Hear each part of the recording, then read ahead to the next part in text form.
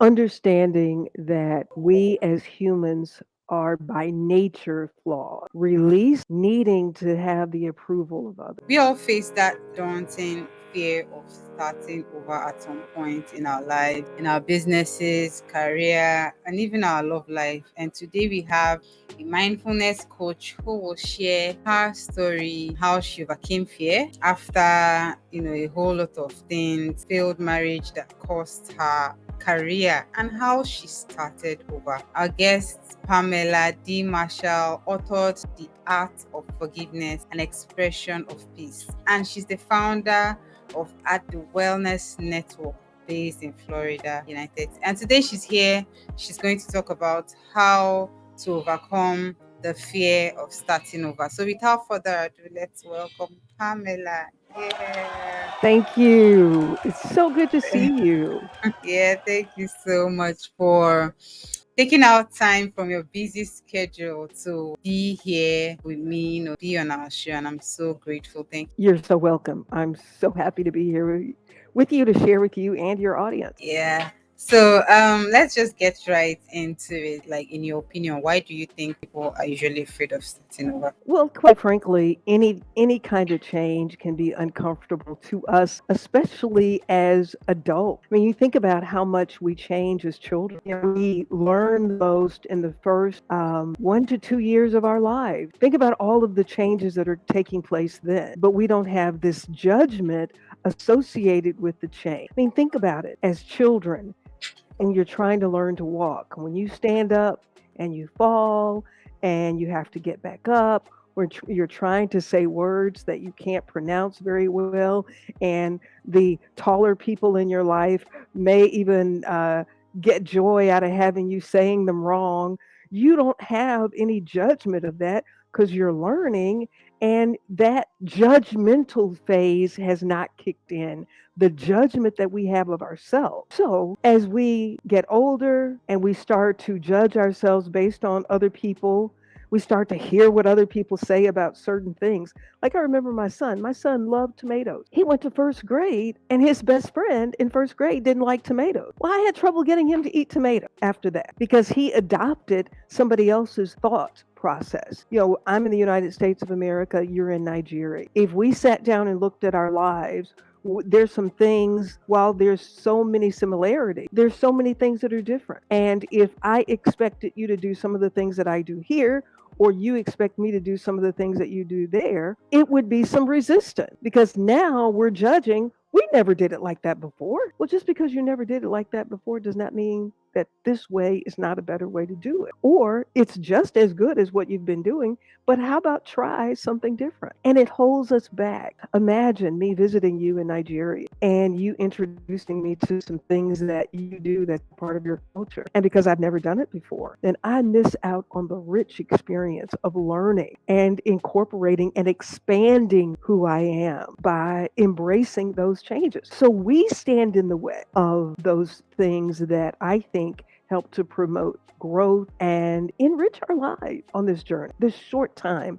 that we're here on this earth. What do you think about people who think starting over or starting something, it's kind of like a waste of time? Well, I think that if you think that starting over is a waste of time, then I want you to look back at your life and how many times you did have to do it before you became aware that you were starting over. I think the whole notion of change, and there's a book that an author wrote called Who Moved My Cheese? And it's about a mouse and this journey of my cheese is always here and it should always be right here and this should always be that's such wasted energy. And when we are caught up in the energy of resistance, it prevents the flow. Now, it can be a waste of time if you're not willing to embrace it. It can be a waste of time and a complete disaster. And those Okay, things so you have to accept also. You have to yeah. accept. So how about people who are scared of stigma and people looking at them as failures, when it comes to starting over? Well, here again, you were failing a lot from the time you came into this world to you were 5 years old or 2 years old when you were learning the most. You were failing a lot. I wish we understood that. It is said that we learn the most when we fail because you learn from those mistakes. And when you're not so hard on yourself and you stumble and fall, you might even cry a little bit, but you stand back up and you try it again.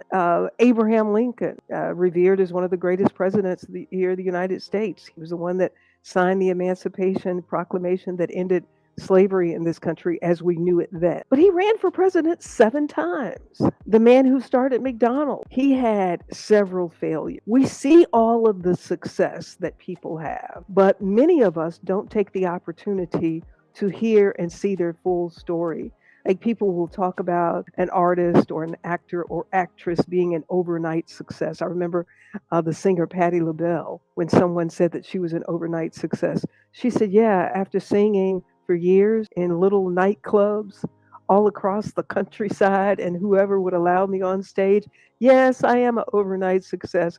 If that's what an overnight success is, then I am." But nobody knows those stories, and everybody wants to play basketball like Michael Jordan or LeBron James or the late Kobe Bryant. But they don't know that Michael Jordan would shoot 1,000 free throws every practice. He put the time in. There's a story of it was either yeah, I think it's Kobe Bryant. Rather than catching the bus back to where the team was staying before a game, he would jog back to the hotel. But he was magnificent. Serena Williams, tennis player, hitting 1,000 tennis balls a day, and other people who it seems like it comes easy to them, but that's because we just see the glory of the work. Tyler Perry, the playwright, said that he would work and make enough money to help pay a cast and find some place to put a play on. And then he would go broke. And he did that over and over again. And you know what was key? Onyenye, he had had a turbulent relationship with his father. And he said one night, I don't know if his daddy called him or he just decided, or he called his dad. I got to let that go.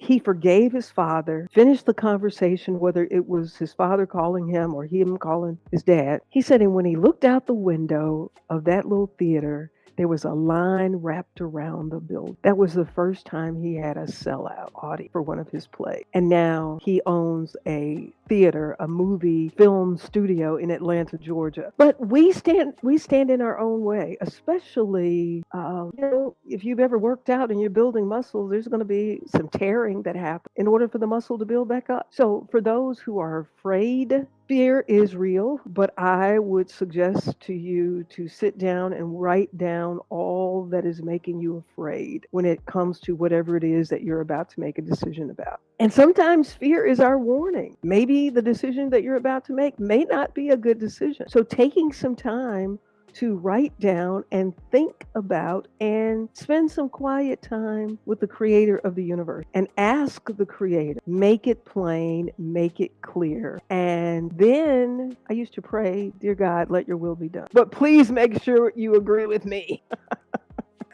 I want my answer to be what I want.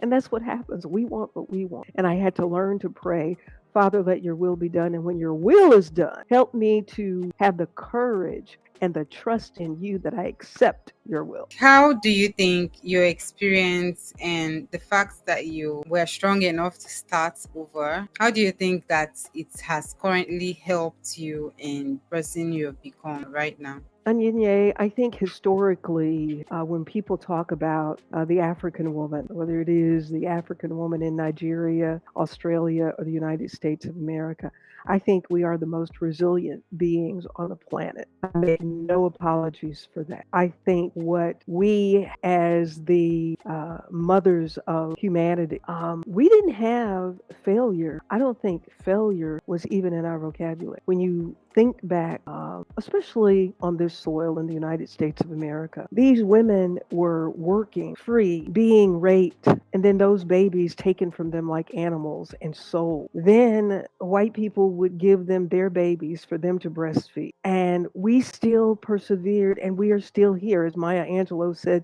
and still I rise. I think that there's some fear and doubt that's been dropped in our psyche by people who don't understand how we do what we do. And so rather than us thinking about, wait a minute, I'm not that because I don't have a history of that. We don't have a history of quitting. We don't have a history of giving up. We don't have a history of saying this is too hard. We don't have a history of that while it was hard and it was tough. Whatever it is in us that gives us the grit and the grind and the spirituality to continue moving forward. I don't know what it is, but I'm very thankful that I have. So, how has it?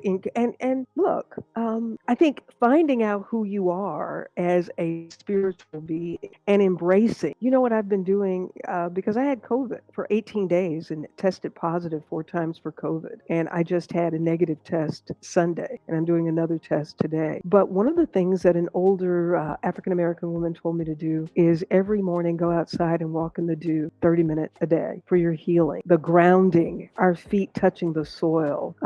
And she told me about some herbs to go get from an African store here. And I think he is from Guyana.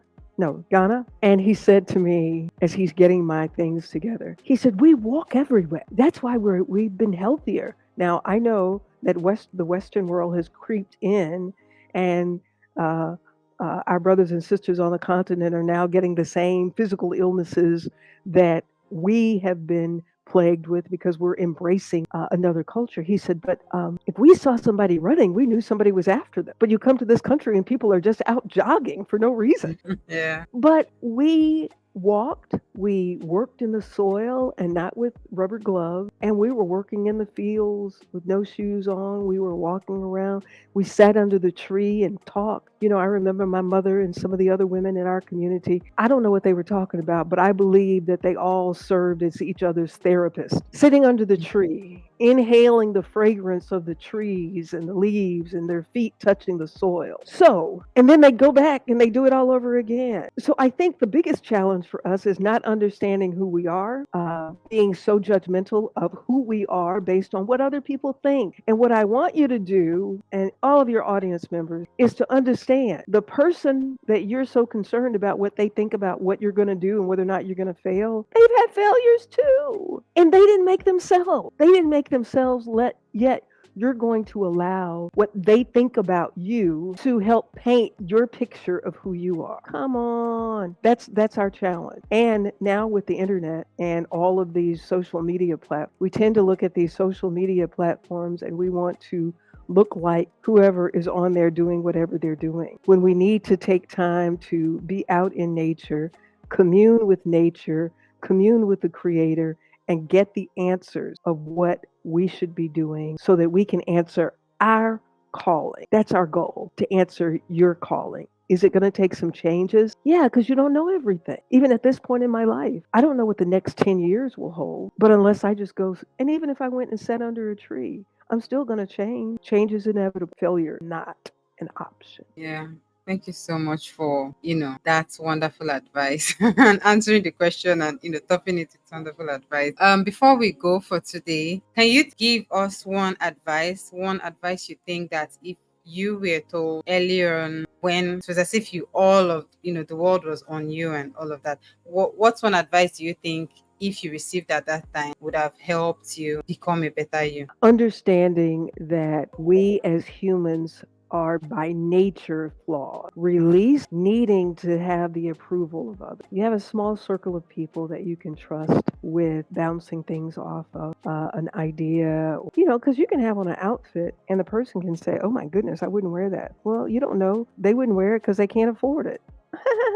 and then and then you go take it off because they said they wouldn't wear it. So the one piece of advice is really understanding that we're all here on our individual journey. And as we go through this journey, we're going to bump into some people who have their own struggles, and understanding I don't have to take on your struggle just because you're struggling. What I can do is move out of your space because I can't cure you, and to let relationships go faster. It's 8 billion people in the world. 8 billion. You don't have to try to force yourself in a relationship with anybody, even if it's sibling, but to find the peace to accept your gift of peace. And if what you are doing does not bring peace into your space, salute it and let it go. Hmm. I would have let go of some people and relationships a lot faster, because as I said in the art of forgiveness, that's part of the journey of forgiveness. Forgiving and accepting. We may not forget that it happened, but when you accept that people, just as we can't change a fly from being a fly, we accept that the fly is going to come in and try to light on my food, but the food is still good. This journey is still good. It's still good, but we are going to run into some pesky flies in our lives. And if every time a pesky fly comes into our lives, that we leave this beautiful table of to feast that's been prepared for us, if we leave the table to try to convince a fly not to be a fly, it's going to give you a headache, and you are going to feel like a failure because you couldn't convince a fly not to be a fly. That's not your job.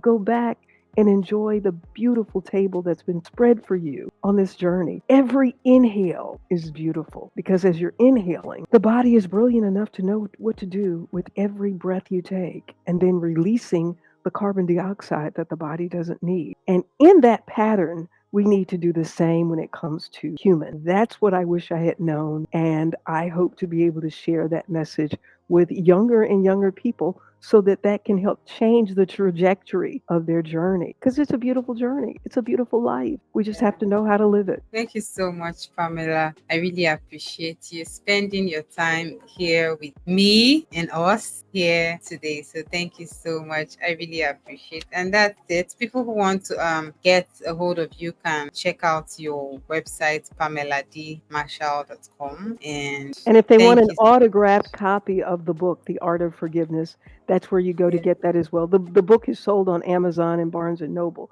But if you order it from my website, I will autograph it, personally autograph it for you and send it to you. Yeah. Thank you so much. I really appreciate. Thank you.